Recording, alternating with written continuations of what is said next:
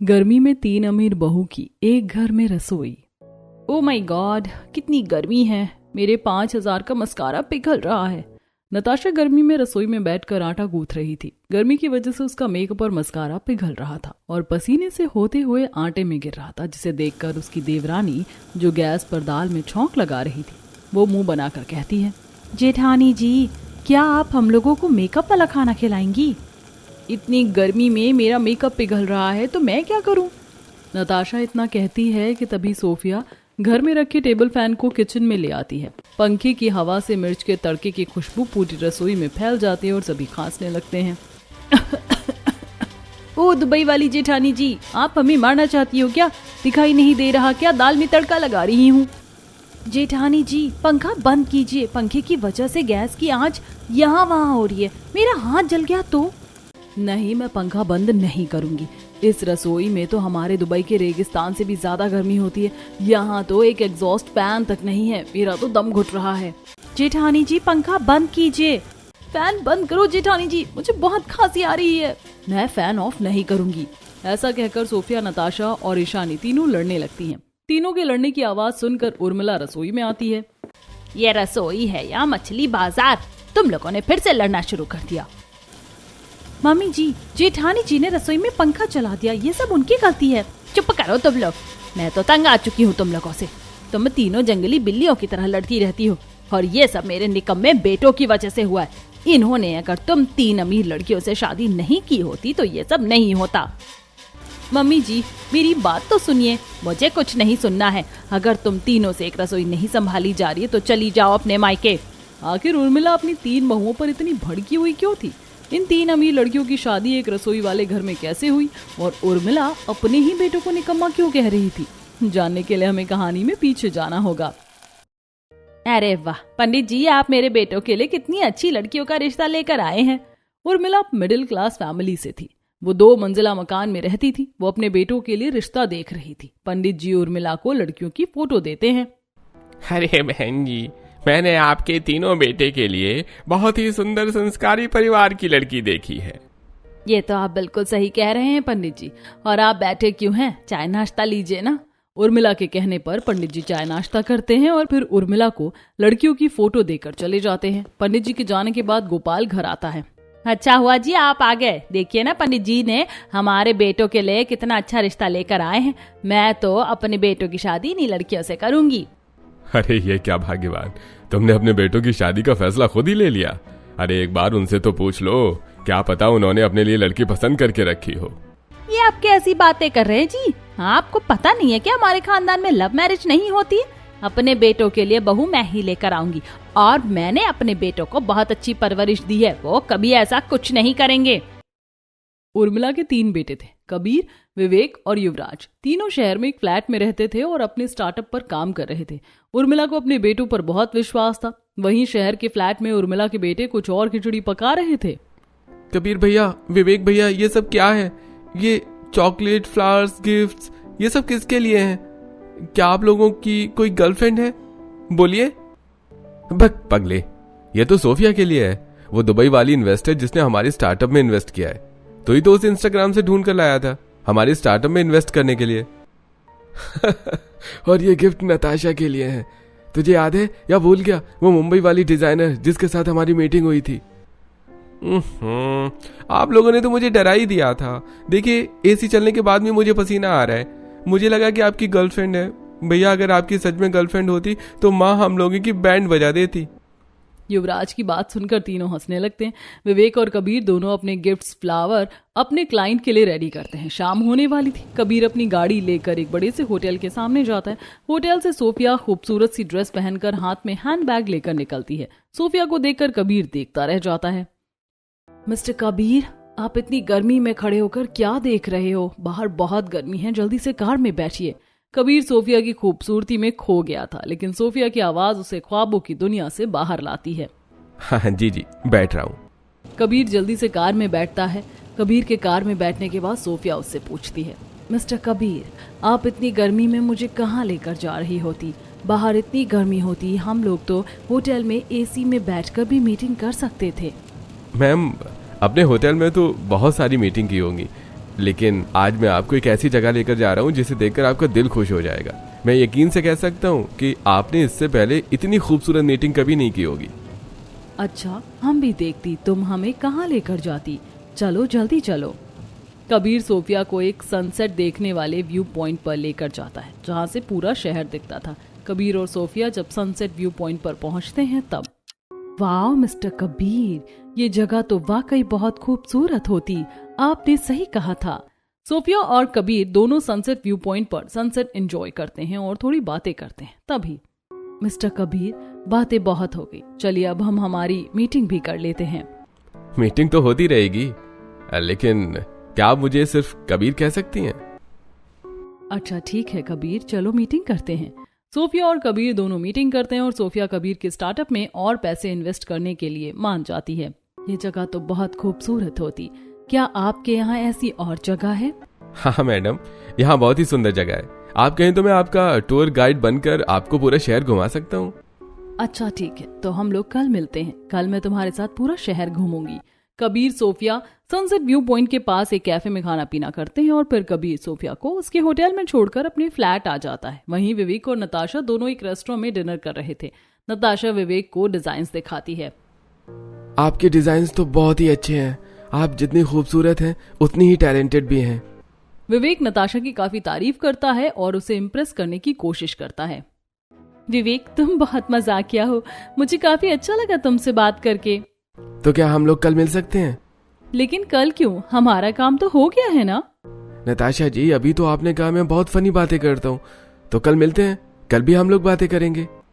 अच्छा ठीक है, कल मिलते हैं। कल कोई मूवी देखने चलेंगे। विवेक नताशा से फ्लर्ट करता है और नताशा को भी विवेक की बातें अच्छी लगती हैं, तो वो फिर से मिलने का डिसाइड करते हैं। अगले दिन विवेक नताशा को मूवी दिखाने के लिए ले जाता है और कबीर सोफिया को शहर घुमाने के लिए। कुछ दिन विवेक, नताशा और कबीर सोफिया एक साथ काफी वक्त गुजारते हैं, जिससे नताशा को विवेक से और सोफिया को कबीर से प्यार हो जाता है। ऐसे ही एक दिन विवेक और कबीर दोनों साथ अपने फ्लैट में आते हैं और बैठकर बातें करते हैं। भैया, मैंने उस अमीर डिजाइनर लड़की नताशा को इम्प्रेस कर दिया है। वो मुझसे प्यार करने लगी है। अरे विवेक, मैं भी उस दुबई वाली इन्वेस्टर लड़की को अपने प्यार के जाल में फंसा लिया है। अब हमें कभी भी पैसों की कोई कमी नहीं होगी। अब हम दोनों उन अमीर लड़कियों से शादी करेंगे, फिर हमारी लाइफ सेट हो जाएगी। विवेक और कबीर दोनों इस तरह से अपना प्लान डिस्कस कर रहे थे, तभी युवराज कमरे से ताली बजाते हुए आता है।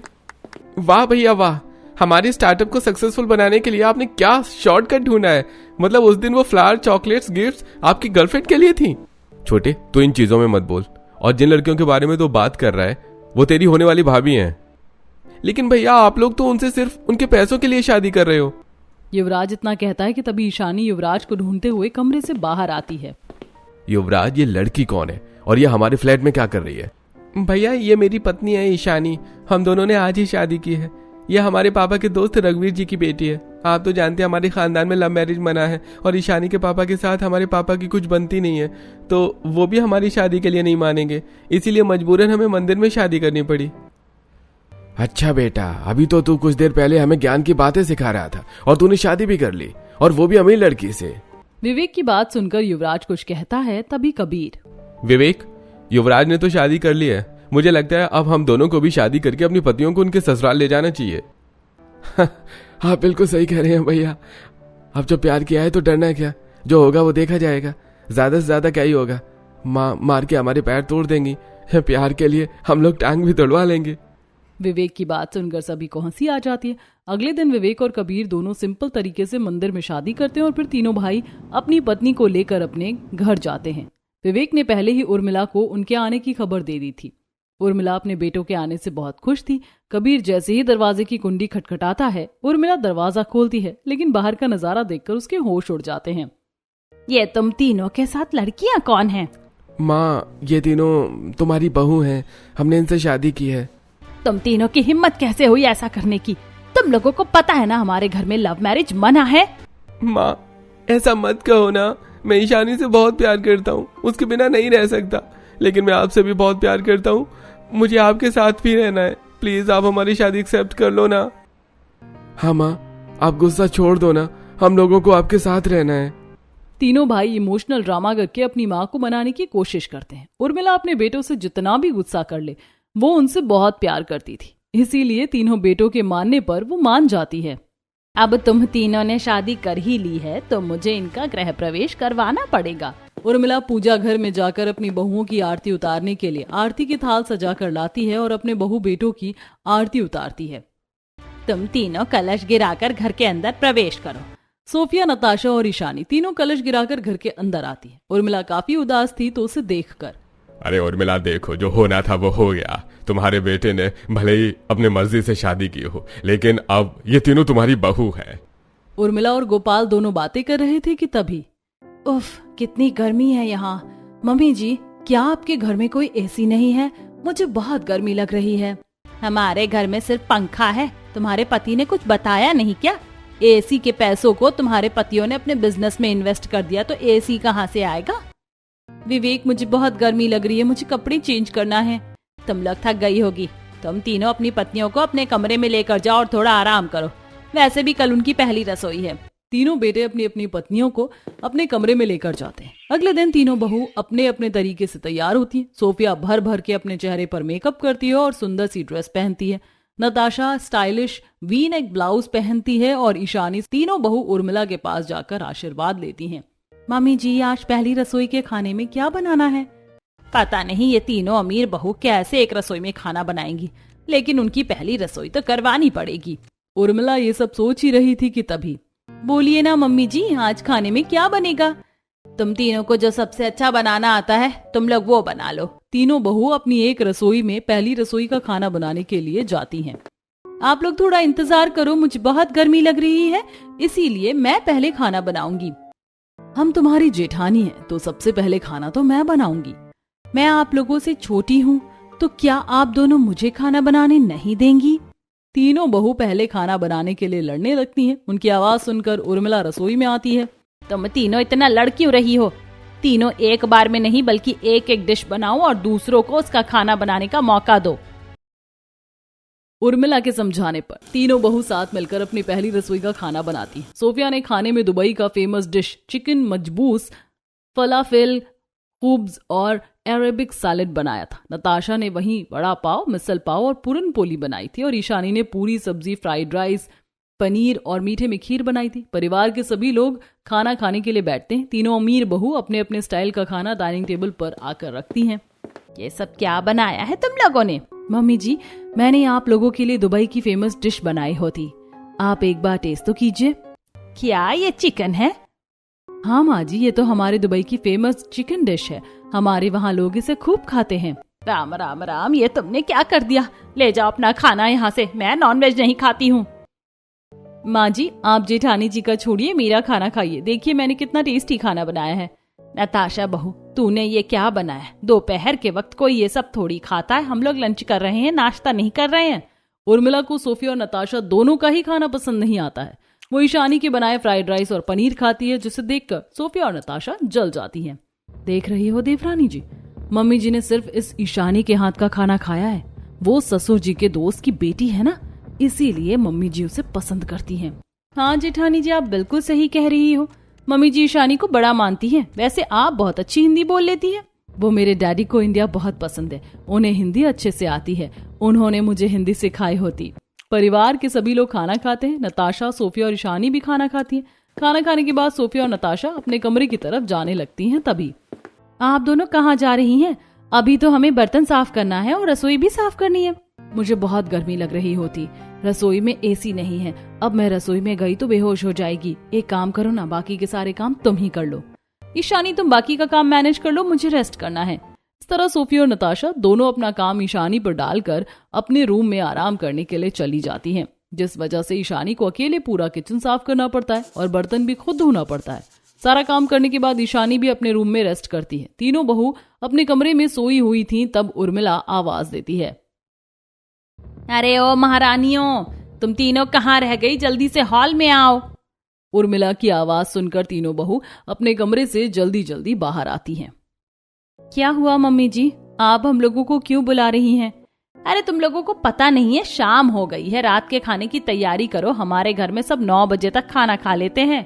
लेकिन मम्मी जी, हमने सुबह तो खाना बनाया था ना, मुझे ज्यादा काम करने की आदत नहीं है। मैं तो अपने मायके की रसोई में पैर भी नहीं रखती थी।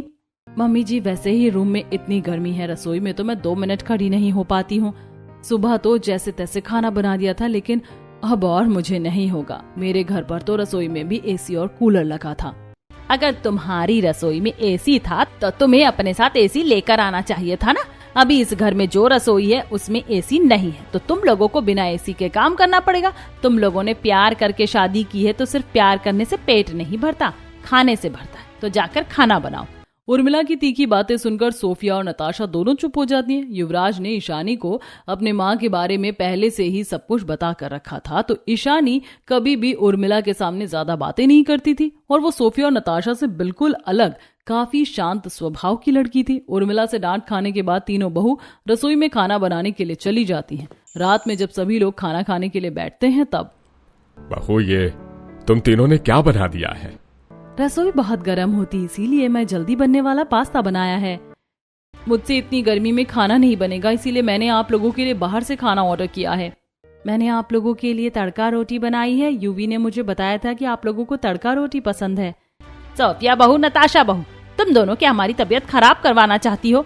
रात में कोई ये सब खाता है क्या? मैं ये नहीं खाऊंगी। ईशानी, तू मुझे तड़का रोटी दे दे। सोफिया भाभी, पास्ता मैं खाऊंगा, मुझे पास्ता बहुत पसंद है। ईशानी, मेरी प्लेट में पास्ता डालो। पहले मैं पास्ता खाऊंगा, फिर तड़का रोटी खाऊंगा। उर्मिला ईशानी का बनाया तड़का रोटी खाती है और बाकी के घर वाले तीनों बहू का बनाया खाना खाते हैं। अगले दिन उर्मिला के तीनों बेटे अपना काम करने के लिए शहर चले जाते हैं। ऐसे ही दिन गुजरते हैं। तीनों बहुओं को एक रसोई में खाना बनाने में काफी दिक्कत होती है। ऊपर से गर्मी की वजह से तीनों की हालत बहुत खराब हो जाती है। एक दिन तीनों शाम में छत पर बैठी बातें कर रही थी। हम तीनों के पति हमें इस गर्मी में छोड़कर खुद शहर चले गए। बिना एसी के तो मुझसे अब इस घर में रहा ही नहीं जा रहा है। अब जब विवेक जी घर आएंगे तो मैं भी उनके साथ शहर जाऊंगी। मुझे भी यूवी की बहुत याद आ रही है, बहुत दिन हो गए उन्हें देखे। तीनों अमीर बहू जैसे तैसे अपने ससुराल में एडजस्ट होने की कोशिश कर रही थी। उन्हें अपने पति की याद आ रही थी। देखते ही देखते हफ्ता गुजर जाता है। तभी एक दिन तीनों के पति घर आते हैं। अरे वाह कबीर, आप लोग आ गए। अब मैं भी आपके साथ शहर जाऊंगी, यहाँ बहुत गर्मी है। सॉरी, लेकिन अब यह पॉसिबल नहीं है। लेकिन क्यों जेठ जी? हमारे स्टार्टअप फेल हो गया है। हम लोगों के पास अब कुछ भी नहीं बचा। सारे पैसे इन्वेस्टर्स और एम्प्लॉयज ने ले लिए। लेकिन ऐसा कैसे हो सकता है? मैंने आपका स्टार प्लान खुद स्टडी किया था, वो बिल्कुल परफेक्ट था। लॉस होने का तो सवाल ही पैदा नहीं हो सकता है। सोफिया, मैंने तुम्हें जो प्लान दिखाया था वो हमारा नहीं बल्कि किसी और का था। मैंने दूसरी कंपनी का प्लान चुराया था। कबीर, इतना बड़ा धोखा! मैंने तुम्हारे स्टार्टअप में कितना पैसा लगाई होती। सोफिया, क्यों ना तुम थोड़ा और पैसा हमारे स्टार्टअप में इन्वेस्ट करो। वैसे भी तुम्हारे पास बहुत पैसा है। नहीं, अब मैं तुम्हारे स्टार्टअप में 1 रुपया भी इन्वेस्ट नहीं करूंगी। तुम चीटर हो। तुम कैसे पैसे इन्वेस्ट नहीं करोगी? मैं तुमसे शादी भी इसीलिए किया था क्योंकि तुम अमीर हो और तुम पैसे देने से मुझे मना कर रही हो। भाई भाभी को छोड़िए, मैं नताशा से बात करता हूँ, वो हमारी हेल्प जरूर करेगी। नताशा डार्लिंग, क्या तुम मेरे स्टार्टअप में पैसे इन्वेस्ट करोगी? प्रॉफिट होते ही मैं तुमको अच्छा रिटर्न दूंगा। सॉरी विवेक, बट अब मेरे पास पैसे नहीं हैं, क्योंकि मैंने अपने सारे पैसे 3 साल के लिए फिक्स डिपॉजिट में डाल दिए हैं। अब मुझे पैसे मैच्योर होने के बाद ही मिलेंगे। नताशा की बात सुनकर विवेक को गुस्सा आ जाता है। नताशा, तुमने किससे पूछ कर ये हरकत की? विवेक, वो मेरी कमाई के पैसे थे। मैंने मेहनत करके वो पैसे कमाए थे, तो उसका क्या करना है? इसके लिए मुझे किसी से पूछने की जरूरत नहीं है।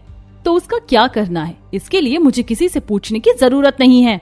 तुम एक नंबर की डंप हो। मेरा सारा प्लान चौपट कर दिया। मैंने तुमसे शादी इसीलिए की थी कि तुम जरूरत पड़ने पर अपने पैसों से मेरी मदद करोगी, लेकिन तुमने तो सब गड़बड़ कर दिया। विवेक की बात सुनकर नताशा को बहुत गुस्सा आता है। वो विवेक को खींचकर थप्पड़ लगाती है। विवेक, तुम मेरे साथ ऐसा कैसे कर सकते हो? तुमने सिर्फ पैसों के लिए मुझसे शादी की। क्या तुम मुझसे प्यार नहीं करते? मतलब वो बातें करना, डेट पर ले जाना, इम्प्रेस करना सब नाटक था। विवेक और कबीर की वजह से नताशा और सोफिया का दिल टूट गया था। उन्हें बहुत बुरा लगा था कि उनके पति ने उनके साथ सिर्फ उनके पैसों के बारे में शादी की है। नताशा और सोफिया दोनों सोफे पर बैठकर रोने लगती हैं। क्या आप लोगों ने ठीक नहीं किया जेठ जी, आपने बहुत गलत किया है। क्या यही संस्कार दिए हैं मैंने तुम लोगों को कि तुम दूसरों को धोखा दो, उनके साथ चीट करो? मुझे लगा तुम लड़कियों से प्यार करते हो, लेकिन तुमने अपने मतलब के लिए उनसे शादी की। हद कर दिया तुम लोगों ने। परिवार वाले विवेक और कबीर से बहुत गुस्सा थे। कोई दोनों से बात भी नहीं कर रहा था। खाना खाते हुए भी सभी विवेक और कबीर को इग्नोर करते हैं। माँ पापा, आप लोग हमें इग्नोर कर रहे हैं, हमसे बात क्यों नहीं कर रहे हैं? अरे जो तुम लोगों ने किया है उसके बाद तो मैं तुम लोगों की शक्ल भी नहीं देखना चाहता। मेरा बस चले तो मैं तुम्हें घर से निकाल दूं, लेकिन इन लड़कियों की वजह से मैंने तुम लोगों को घर में रखा हुआ है। हमें माफ कर दीजिए पिताजी, हमसे गलती हो गई है, लेकिन हम लोग अब सही तरीके से काम करेंगे, कोई शॉर्टकट नहीं लेंगे। विवेक और कबीर दोनों अपने घर वालों को मनाने की काफी कोशिश करते हैं, लेकिन सोफिया और नताशा अभी भी उनसे गुस्सा थी। वो दोनों सिर्फ अपने पति से नहीं बल्कि घर वालों से भी गुस्सा थी, इसीलिए वो कोई खाना नहीं बनाती हैं। एक दिन ईशानी किचन में काम कर रही थी, तभी उर्मिला किचन में आती है।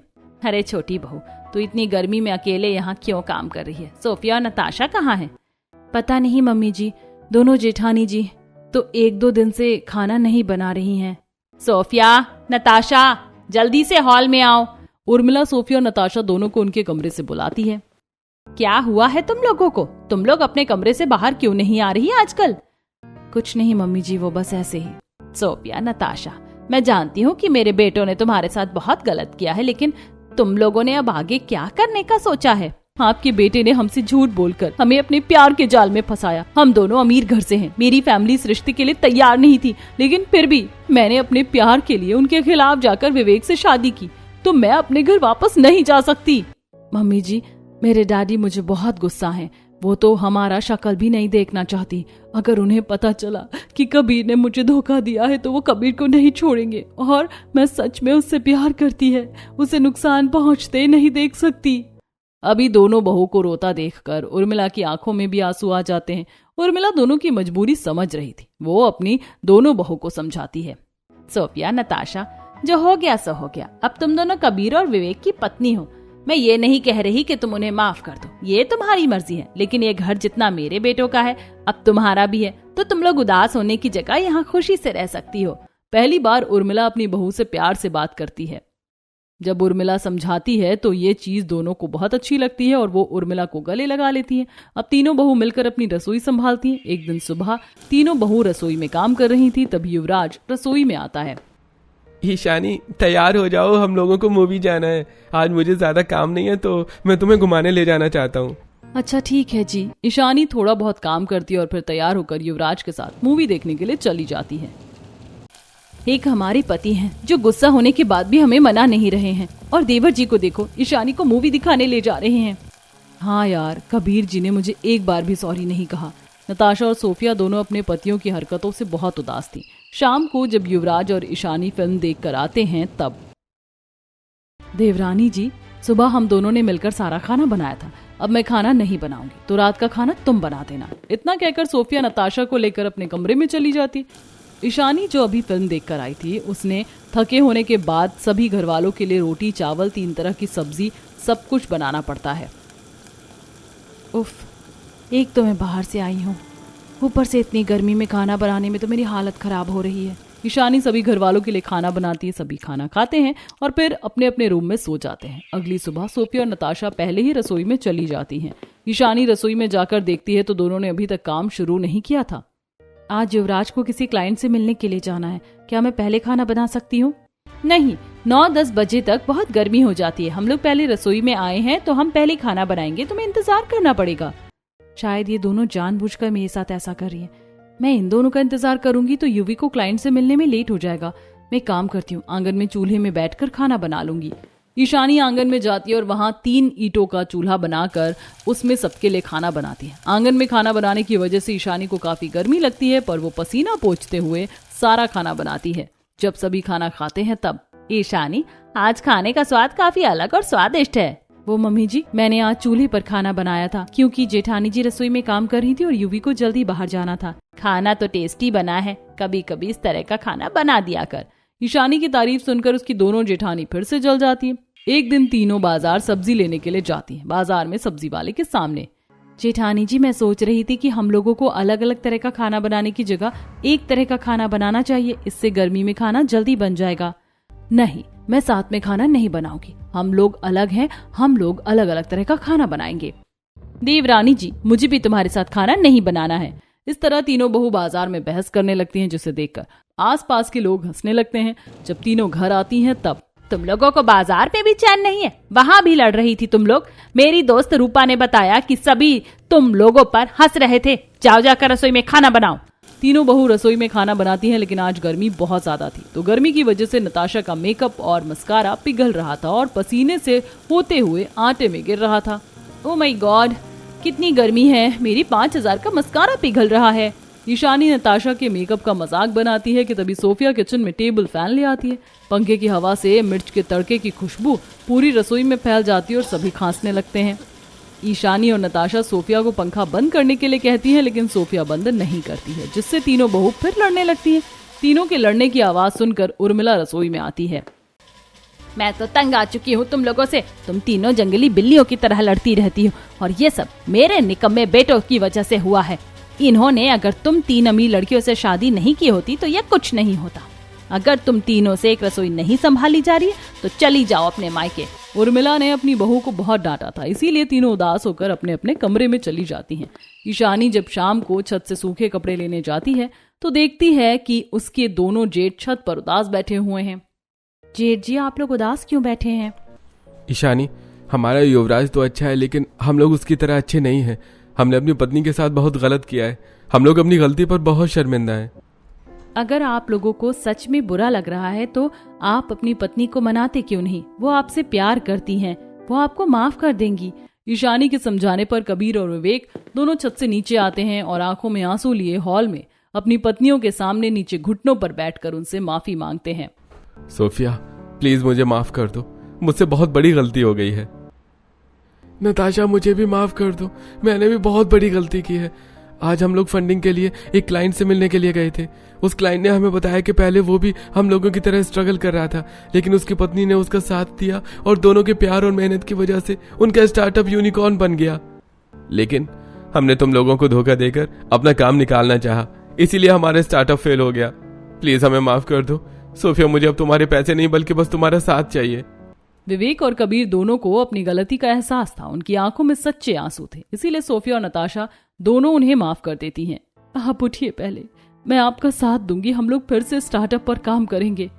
विवेक जी, मैं आपके लिए फिर से डिजाइन बनाऊंगी और आप देखिएगा, इस बार हमारा स्टार्टअप जरूर सक्सेसफुल होगा। सोफिया और नताशा अपने पति को माफ कर देती हैं और फिर सभी अपने कमरे में चले जाते हैं। सोफिया, हमारे स्टार्टअप का सक्सेसफुल हो जाए, इसके बाद मैं तुम्हें हनीमून पर लेकर चलूंगा। कबीर की बातें सुनकर सोफिया शर्मा जाती है। वहीं विवेक और नताशा भी बहुत दिनों बाद अच्छे से बात करके खुश थे। ऐसे ही दिन गुजरते हैं। सोफिया और नताशा कबीर, विवेक और युवराज के नए स्टार्टअप पर काम करती हैं, लेकिन एक रसोई में अभी भी 3 बहू को काम करने में काफी दिक्कत होती है। एक दिन जब कबीर बजट देख रहा था तब वो तीनों बहू को बुलाता है। सोफिया, नताशा, ईशानी, ये सब क्या है? खाने पीने में इतना खर्चा? अरे तुम लोगों को खर्चा कम करना पड़ेगा, क्योंकि हमें स्टार्टअप के लिए पैसे जमा करना है।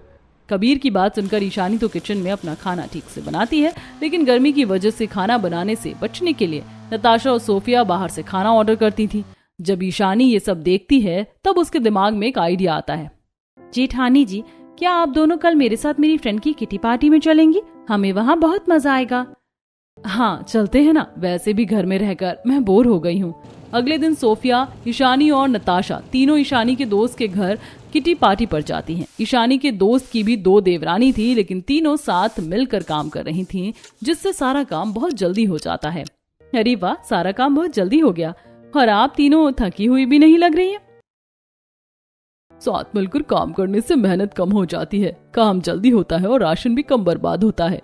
क्या आप तीनों साथ मिलकर काम नहीं करती? मेरी मानिए तो साथ मिलकर काम करके देखिए, तब आपको मेरी बात समझ आएगी। राधा और उसकी दोनों देवरानी को काम करते देखकर सोफिया और नताशा ईशानी के साथ मिलकर काम करने के लिए तैयार हो जाती हैं। अब तीनों अमीर बहू मिलकर एक रसोई को अच्छे से संभालती हैं। कोई बर्तन धोती है, कोई खाना बनाती है, तो कोई रोटी बना लेती है। तीनों अपने पति का भी उनके काम में पूरा साथ देती हैं, जिससे इस बार तीनों के पति को बिजनेस में बहुत प्रॉफिट होता है। उर्मिला अपने बेटों के सक्सेस से बहुत खुश थी। तुम तीनों को एक रसोई में खाना बनाने में बहुत दिक्कत होती थी ना, तो मैं तुम लोगों के लिए 3 रसोई बना दूंगी और तुम लोग आराम से खाना बना सकती हो। मम्मी जी, वैसे तो हम लोगों को अब एक साथ एक रसोई संभालने की आदत हो गई है, लेकिन आप 3 रसोई बना देंगी तो इमरजेंसी में जल्दी होने पर हम लोग अपनी अपनी रसोई में भी खाना बना सकते हैं। उर्मिला अपनी बहू की बात सुनकर खुश होती है। इस तरह तीनों अमीर बहू एक रसोई वाले घर में खुशी से रहती हैं और तीनों बहू साथ मिलकर सबके लिए खाना बनाती हैं।